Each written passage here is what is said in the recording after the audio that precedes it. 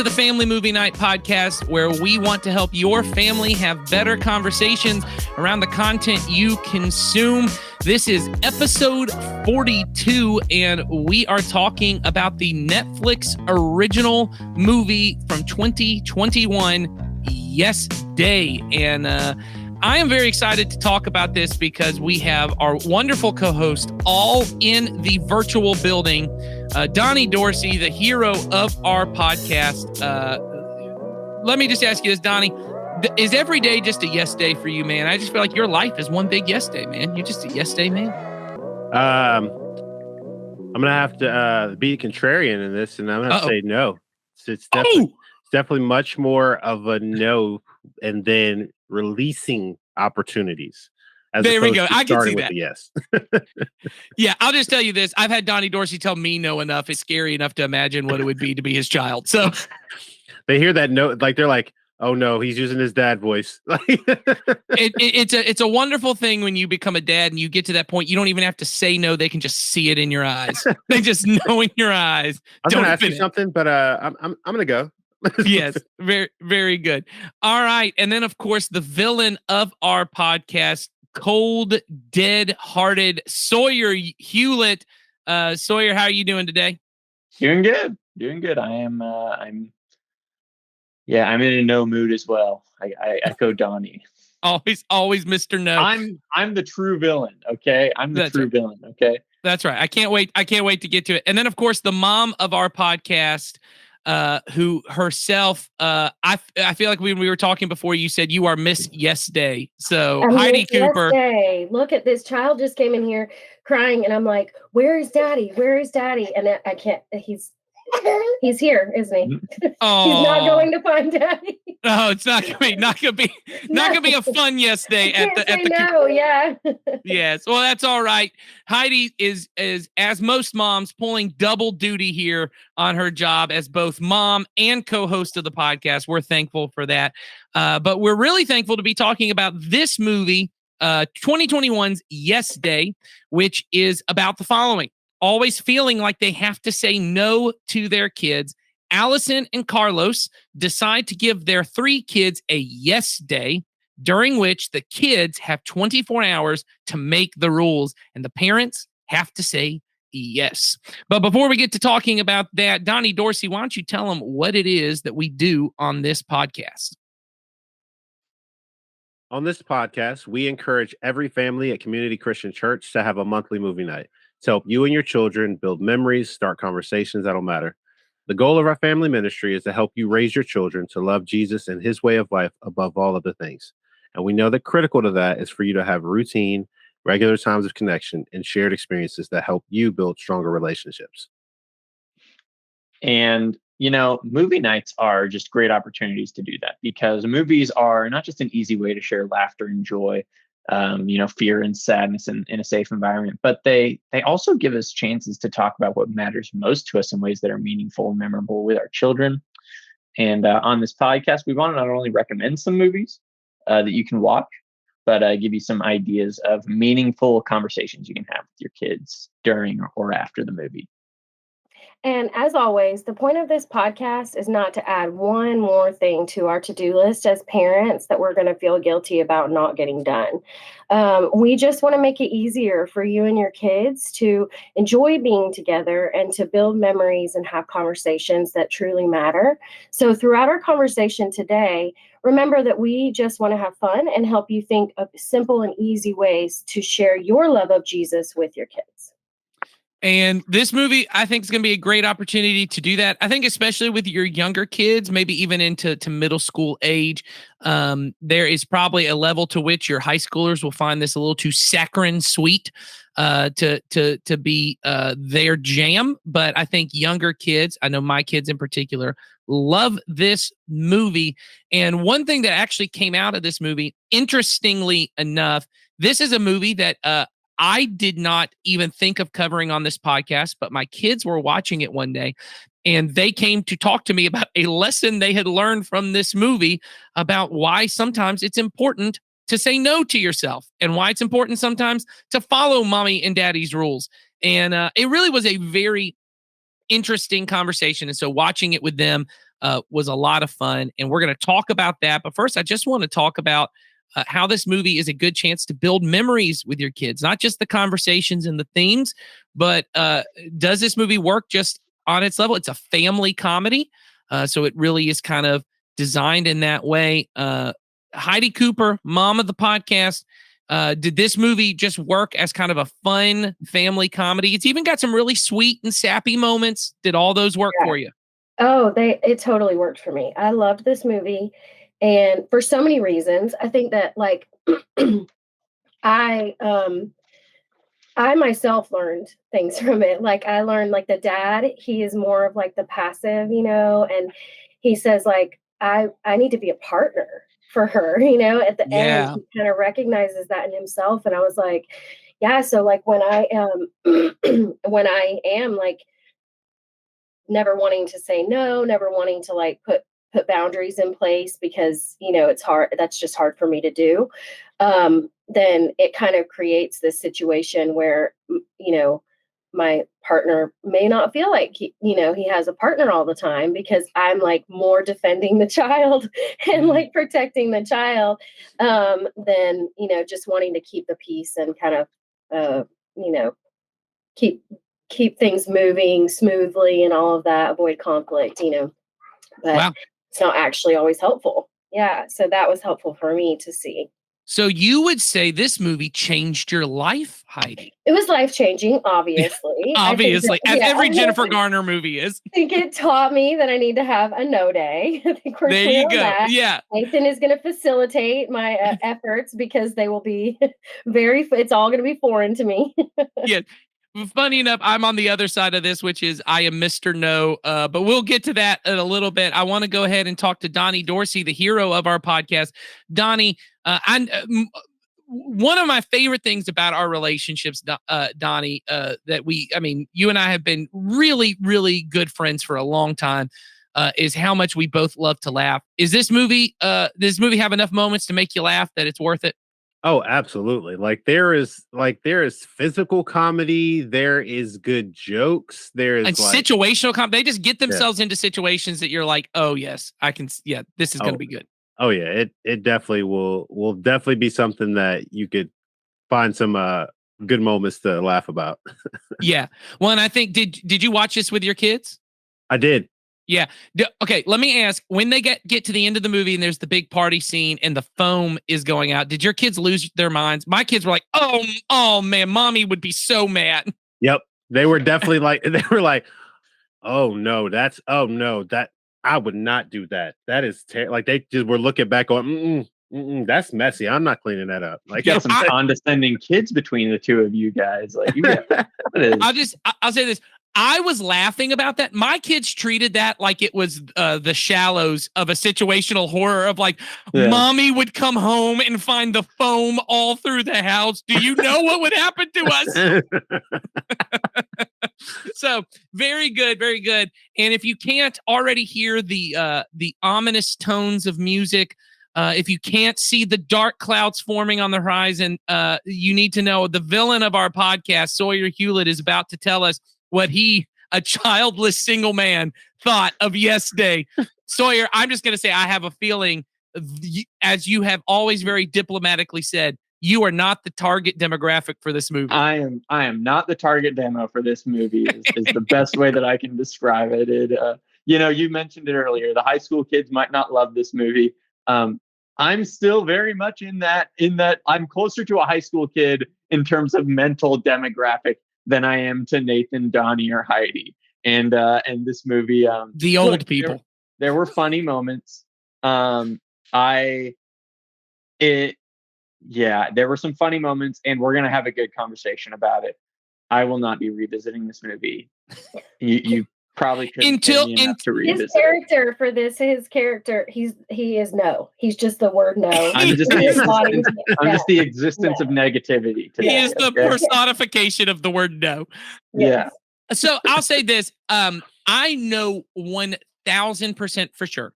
This is a movie that when I also Even I got married when I was, I don't know, it feels like I was 2 when I got married. I've been married a really long time, and I still, though, before I had kids, this movie also to me would be too sappy, too silly, to all of those things. But I'll say this. As we get older, and I would have not been able to see this at the time, the way that we view movies, because movies are so subjective, right? They are so Absolutely. And like I don't think I communicated this. I don't begrudge anyone for Oh, like, no, I loving did this not take movie, that. So okay. I did not take that. I was just saying I did. I can see a lot of high school. This is why I kind of just want, I think I can see a lot of older high schoolers who are starting kind of their cynical, sarcastic phase, which is appropriate for their age, finding this movie a little too sappy and all of that.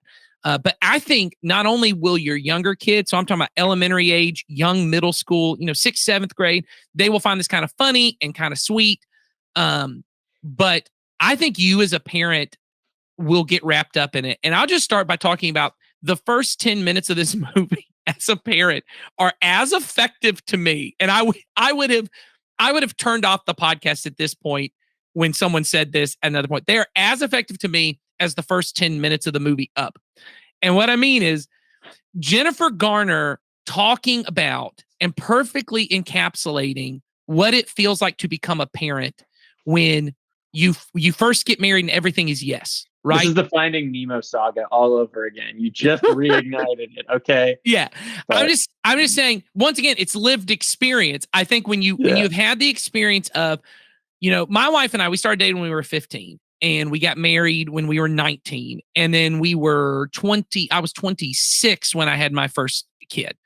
That period of time, 15 to, that 11 years, 15, 26, everything in your relationship and the family that you're building, right, when you're first married, is yes to everything. And, let's go on this adventure. Let's go do this thing. Let's go say yes. The sky's the limit. Let's say yes. And then you get children and immediately everything is no.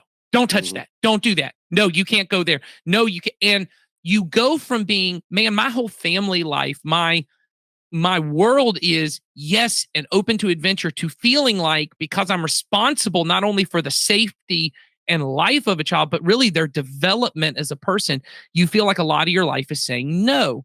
And the desire she has as a mom to say yes to her kids really is I felt completely relatable.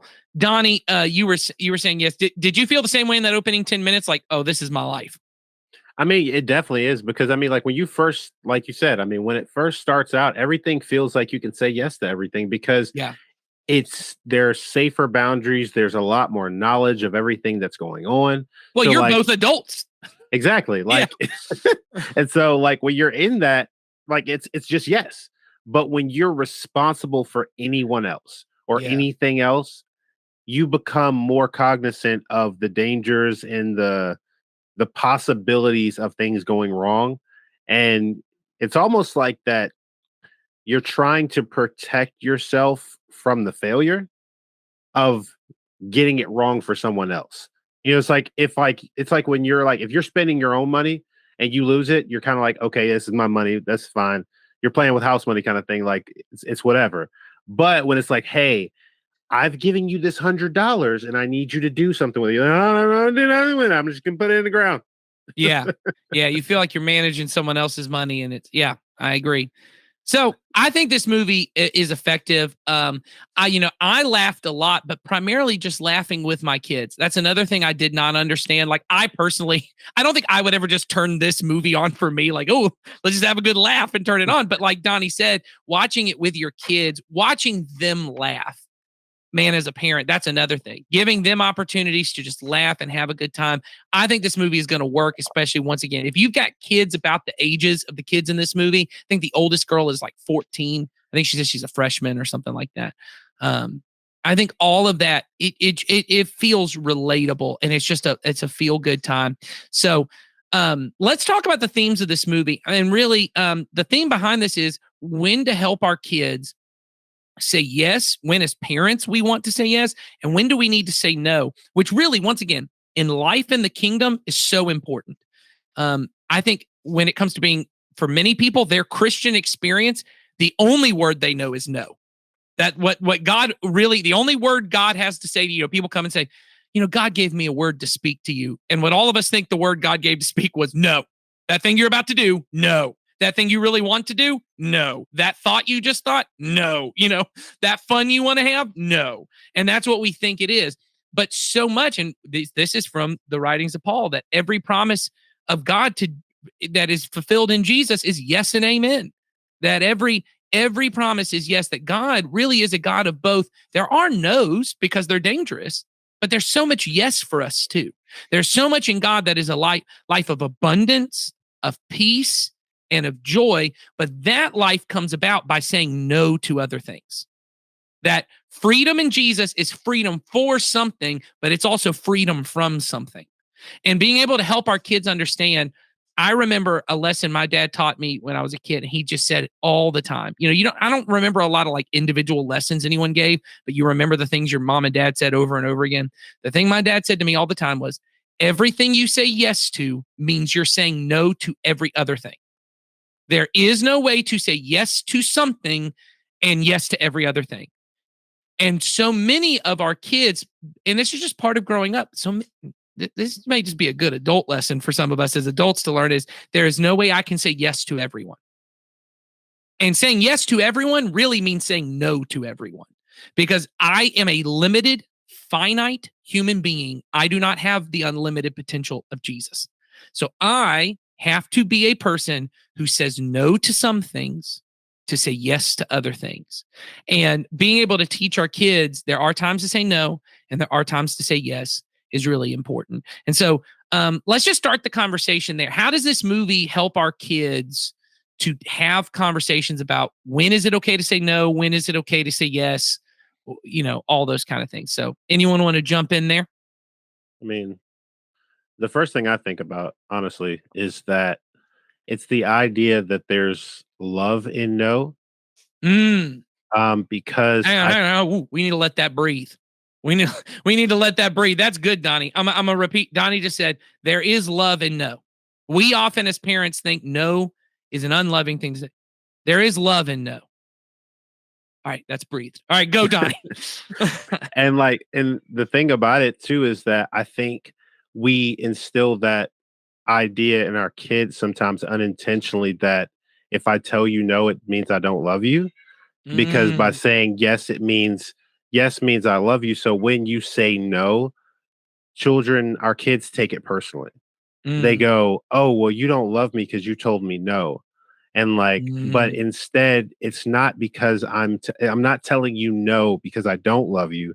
It's because I love you enough to tell you and to prevent you from the dangers that are ahead, because I don't see a way of it going well. And it's not even and it's in that cautious way. It's in that wisdom. It's in that safety, because I think, even with I remember when they hear the word no, looking at their face, their face says it all, because they're like, oh my gosh, they don't say no this often. But because of the fact that I have a balance, I feel like, of saying yes and no, my yeses are very strong and my no's feel very strong. So it's like, oh, cool. So dad is definitely on board with this. That means this is good. Right. And I think it instills a level of confidence is that, okay, there's a reason why he's saying no, because he doesn't always say no. He says no when certain things are part of that. But like I said, it just boils down to no is still a form of love, because God does it for us probably more often than we see. Because it's the idea of there's that yes, no, and not right now kind of thing. In prayer, right? That's what we tend to say, right? That the answers are yes, no, or wait. Yeah. Yeah. And I think it's very much true, because if we always received a yes, that doesn't show us love. It just shows that we're compliant or complacent, compliant to the will of someone else always. Well, and I think Donnie, the way this movie does it, I think is really well. And this is the reason this movie, I thought, oh, this is a good opportunity, is at the end of this movie, the kind of third act, kind of like the climax of really the themes and everything, is the younger kids end up throwing a party for themselves. That's kind of part of their yes days, that they're going to get to throw a party. But the idea was that the parents would be there to supervise. The kids end up throwing a party for themselves, and it gets out of control. And what both the two younger kids, which I think they're like 11 and like 6 or 7 or something, it's pretty young. They eventually realize, yes, without limits is terrifying. Yeah. I make bad choices when at 6 or 11, I say yes to everything. And what my girls came to me and said is, I never want to do that. And they came and said, I'm glad mommy and daddy tell me no sometimes, because I don't want to be in a scary position. And they themselves come to that conclusion. And, you know, something that you said, Donnie, I just wanted to hit on as well, is one thing that I had to kind of repent of as a parent is that I often would say to my girls, like if they were supposed to get a consequence for some behavior, occasionally as parents, we just go, hey, I'm not going to give you a consequence this time. Let's just talk about it. And what my wife overheard me say one time, and she was right, was I said, you know, I'm going to be kind and not give you a consequence this time. And what she said to me, she goes, you know, I got pulled aside and taken to the woodshed. She said, you know, what you just said was when you do give a consequence, it's not kind. By saying, I'm going to be nice, I'm going to be kind and not give you a consequence, you're saying that consequences are unkind, and they're not. And I said, you're exactly right. Yeah. And I need to stop saying that. I need to stop, you know, and so we found other ways to say it of, hey, this time I'm not giving you a consequence. But when mommy and daddy do give you, we do that because we love you, because we care about you. Because it's not just there's danger for you in the sense that you are physically unsafe. There is danger of you becoming the kind of person. So when my daughters lose their temper and call someone a name or yell or speak, this is a huge one, disrespectfully. In our house, there's only 3 things that get consequences: dishonesty, disrespect, and disobedience. If you are dishonest, if you lie to me about something, if you're sneaky, they know that's gonna be a consequence. In fact, one of our daughters, because she just really struggles with telling the truth, I've told her, if you break the rule, if you're disobedient, but you tell me the truth about it, there will be no consequence, because honesty matters that much to me. Now, that's not the case with all my kids, but with this one who really needs to learn that honesty matters, that's the thing. So dishonesty, disrespect, rolling your eyes in my house is not allowed. That is not a form of self-expression. That is disrespect, and it's not allowed. Yelling, I hate you, is not that. There will be consequences for that. Now, that may be too much, but I know some of us think, well, they're just expressing themselves. And we try to say there are appropriate ways to express yourself. But and this isn't just about mommy and daddy. This is about when you get married one day, you can't yell, I hate you at your husband every day and expect to have a healthy marriage.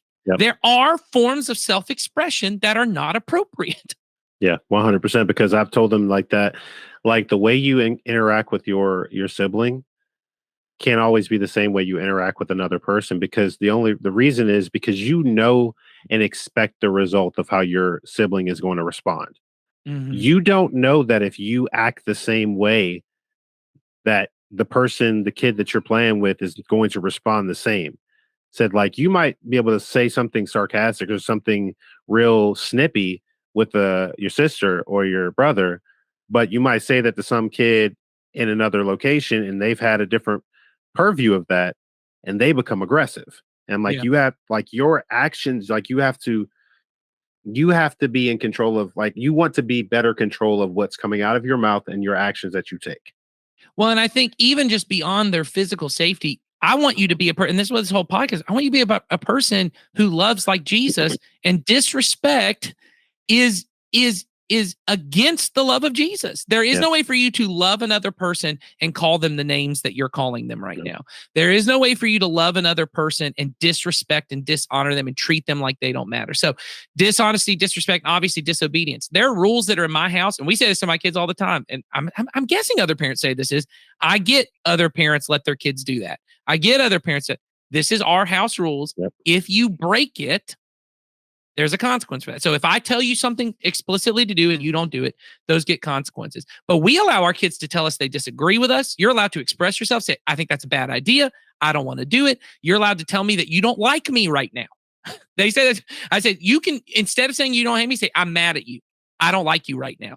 Those are appropriate. There's nothing disrespectful about saying that. But saying I hate you, I wish you were dead.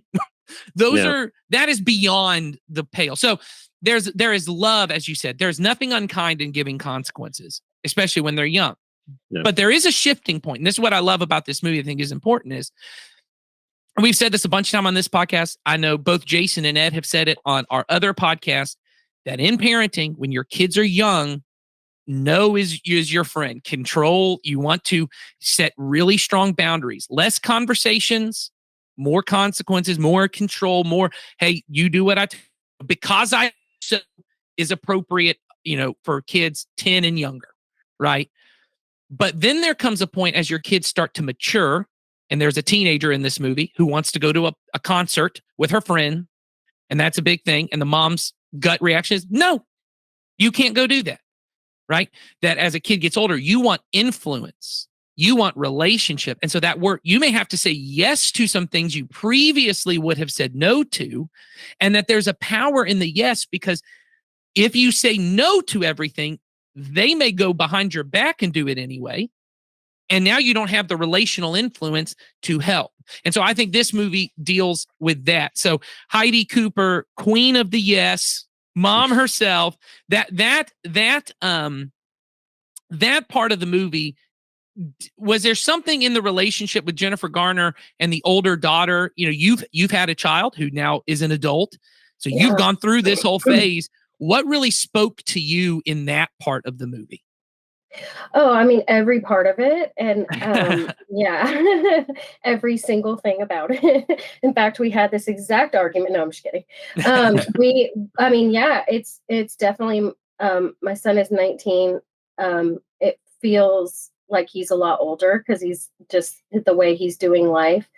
But yeah, I have no say so. He's completely independent, right, and doing his own thing and adulting.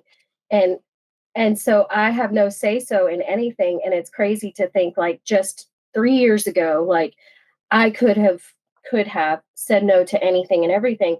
And so I think that, like, having that, yeah, I could probably work on the no part with my younger two. But I'm like grandparent parenting here.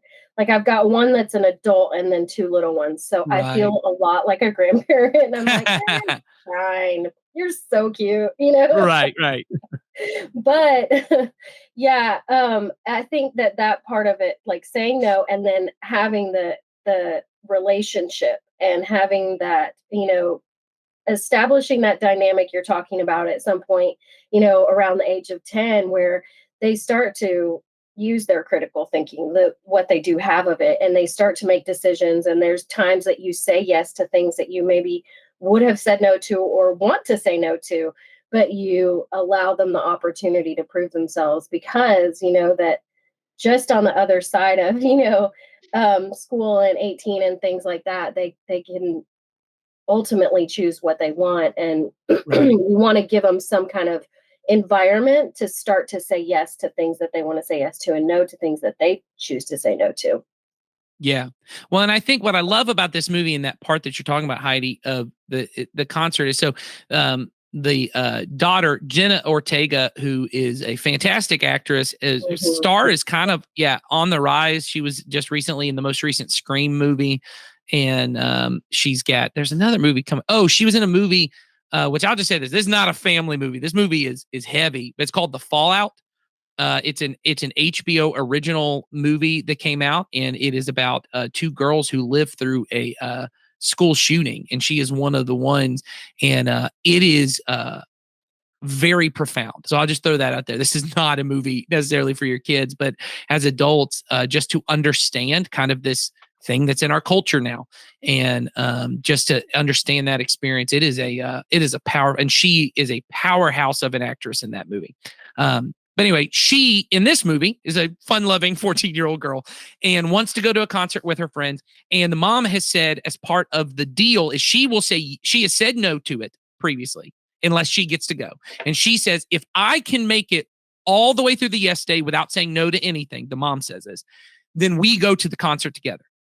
If I fail, you can go to the concert with your friends, right? Well, when they're about, I don't know, maybe 2/3 of the way through the day, and they're at this, they're like at a carnival, right? It's like a carnival or something. It's Six Flags. Six Flags. That's right. They're at Six Flags. And she ends up looking at her daughter's phone, and she finds out that the daughter's friend that they're meeting up with is, hey, I've invited these older boys that we don't know, and they're going to kind of meet us at the at the concert and we're going to hang out. And Jennifer Garner flips out. Mom flips out and says, now you're not going at all. It's not going to happen. And then through a hilarious sequence of events, mom and dad end up in jail. And so the kids are left to their own devices. 14-year-old daughter goes to the concert without mom, does it behind mom's back, and ends up going with this friend. But there's this part where it's kind of unclear what it is. Is it like a private room at the concert that the boys are kind of inviting them to? It's a clear. I think it's like a tent in the back of the like the space. It starts getting dangerously close to an episode of Law and Order SVU as well. Yeah. At one point in the movie. It's just clearly not a good environment for the daughter to be in. And she identifies that and says to the friend, I'm not going up there. Yeah. This doesn't feel right. This doesn't look right. I'm not going. The decision her mom would have made for her, she made herself. And what the mom learns by the end of the movie is maybe I have instilled the right values in you, that when you were younger, I said no to the right stuff and I taught you the right values, that you now can make that decision. But I, as the mom, actually put you in an unsafe position because you had to do this behind my back.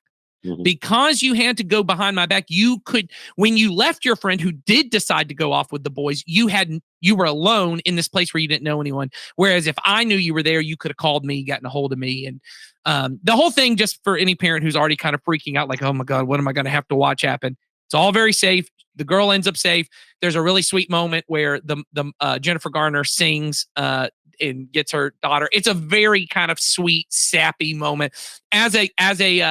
Once again, I'm sure Sawyer watching it was probably rolling his eyes a little bit at how saccharine sweet it was. I was having to wipe, but I understood the sentiment. Yeah, yeah. You may have been rolling your eyes. I was wiping my eyes because oh gosh, it was so sweet. But yeah. Did you actually tear up in this movie? I tear up at everything, so it's really hard to remember. I don't know if I will tell you this. I did not weep. I weep openly in most movies. In fact, my girls make fun of it. I heard they were at my parents' house watching a movie with them, and they were watching my dad to see if my dad would start crying. And I've seen my dad cry at movies, but he's not at the level that I have, certainly. And he said, what are you doing? They said, Daddy always cries at movies. We were going to see if you were going to cry. So anyway, Heidi, did you at least well up with some emotion at that point when the mom gets to sing? Oh, for sure. Yeah, for sure. Thinking about me and Jackson and our songs. Oh, there you go. That's right. I think one thing that I was going to say too is that like that situation that the daughter finds herself in, and it's like you see on so many levels like how kids should trust their parents, but that I was glad that they showed that kind of juxtaposition of like this mom, her daughter was responsible and she was mature to the point that a 14-year-old needed to be, maybe not to be at that concert by herself, but to make decisions in questionable situations. And she was still concerned about her brother and sister and stuff like that. And so I think it was kind of good that it showed both sides of it, that, we as parents can underestimate our kids at times or not give them the responsibilities. Because I know this is something that I struggle with, is like giving my kids the opportunities to fail, the opportunities to struggle. And so I think that also was a good point that they made in that, movie. Well, and I think you had mentioned this before we were filming about this movie kind of gives you a chance just as a parent. So this maybe is not the conversation with the kid. Because here's the conversation I had with my kids about those two moments. Those two moments are at the end where really both kids learn different lessons. The younger kids learn really, oh, I'm glad my parents are in control and they tell me no because, man, we almost destroyed the home. The other girl, the parent had to kind of learn, oh, I can trust my daughter. And she even kind of says like, I wish you were here. Like, this may have been too much freedom doing this behind your back. So like everyone learns the right lesson. And I was able to say to my girls, I have one daughter. My oldest daughter is a preteen and she gets to have more freedom, more responsibility than my younger girls. And I say to them, this movie is why, because Destiny, who's our oldest, she has earned our trust. She is honest. She's respectful. She's obedient. So because she's obedient, respectful, and honest, we can lessen the amount of commands and rules on her because I now know she understands. And so we give her a little bit more freedom. If you want to get to that point, this is what it looks like. And you will get there because you girls are obedient, respectful, and honest. But, part of what it is, and Donnie and I kind of said this earlier, I think, and I can't remember if this was when we were recording or not, but it is really unfair to my 6-year-old to trust her like I trust my 11-year-old. Mm-hmm. Because she does not have the critical thinking. It doesn't say anything about her character. It's not because I think she's a disrespectful girl or a disobedient girl or a dishonest girl. She does not have the critical thinking skills to make the right decision because she's just not old enough yet. Yeah. And it's not fair to her to not put boundaries and consequences around her. It is actually the most loving and caring thing to do, to have that level of control when she's 6 so that I can actually trust her. Because, and this is what I've seen, and I know both Jason and Ed have talked about this, so I'm really just kind of, cribbing their wisdom because they've been through this before I have, but they talk about, what ends up happening is because you didn't have enough control when they were little, when they're old enough, you try to take control. Because now you're scared, and the consequences of messing up the house are not as big as that daughter going to that tent and being in a really dangerous situation. Yeah. And now I want to take control. Whereas if I had had more control when they were little, I could trust that when they're older, they're going to make the wise decision. Now, here's what I was saying that Heidi was saying earlier. She said this movie gives you a chance as a parent to think about parenting from wisdom and not from fear or guilt, right? Jennifer Garner is really parenting from the fear of what could happen. What could happen? What are other people going to do? But wisdom doesn't just mean, let me know the wise boundary. Wisdom is also knowing my daughter, and I know her character, and I know the kind of decisions she would make. And wisdom would have told her, oh, I can trust her a little bit more. Heidi, you want to talk a little bit about that idea? You had talked about the thing of her saying, oh, there are all these people that you're going to interact with that you've never interacted with before. Yeah, she's talking about that. And it's like, well, I think, our kids are exposed to so much just online that there's not a lot of scenarios where we can protect them like parents used to be able to in the good old days, or that they thought they could, yes, they just didn't know what their kids were being exposed to, smoking in the bathroom and the good old days of the 60s when you just smoked in the high school. Yeah. you went right outside. Well, now they do that too, except it's anyway. Yeah. But yeah, I think that's kind of like that whole thing with the parents and looking at it through the lens of the parents. Like the dad is like, oh, I don't get to be around them as much. And so, he doesn't say no because he doesn't want to feel guilty about having to spend his lesson time with them, saying no. And then the mom is like, yeah, but I'm with them all the time. Like I have to protect them from so much, And so I think it's just kind of both parents aren't necessarily right in the motivator there behind why they're saying what they're saying. And that for me was good. Like I need to say no. I'm more in line with the dad, but I am the one who's with them all the time. Whereas my husband is the no person. And it's weird because our personalities don't match that, but right. Yeah. So I think it's like kind of viewing it through the lens of like, am I parenting out of guilt? Am I parenting out of fear? Those types of things help us to better see what would God want me to say? Is this an area where God wants me to say yes and get over my fears and let them experience, life like they need to at this stage in life? Or, is it an area where I need to say no? And it honors God that I set this boundary, and then they, as they get older and I'm not there to set that boundary for them, that boundary remains in place because I've taught them that that's the best way to, that's the right way to put boundaries in place.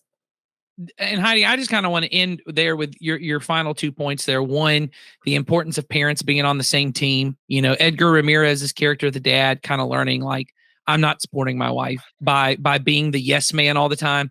That makes her look like the bad guy, and that's not helpful. So I think parents being on the same page is huge. Yes, Sawyer. I will say one thing I did abjectly like about the movie is Edgar Ramirez, his presence in the movie. I thought A, he had a good arc, and B, he actually did have some good comedic chops, which I did not expect Edgar Ramirez to have comedic chops. But yeah, so I think that character is great. I think the other part that you mentioned there, and you didn't really get into this, Heidi, but it just struck me. Our job as parents, as Christian parents, is to honor God with our parenting. These are not our kids. Yeah, stewardship. Yeah. Yeah, these are not our kids. They do not belong to us to shape however we see fit. We It can. goes back to what Donnie was saying earlier, actually, because he was saying, if somebody gives you $100 bill, it's not yours. Yeah. And so you think differently about how you spend it. And so like a lot of times when we, you can pull both lenses on that. We can look at it like we're stewards, and God has equipped us, and he will continue to equip us for every moment that we need to navigate with our kids.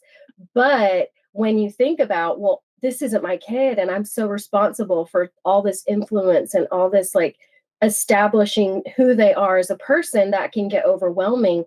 There's where that fear side comes in, though. So that's why it's so important that we stay connected to the vine, stay, that abiding in him, so that as we navigate, which I'm sitting here telling you, I'm reevaluating all my no's and yeses after this movie. I think I need to practice the word no a lot more. I just had my nieces from Colorado, and so it was a full week of just yes.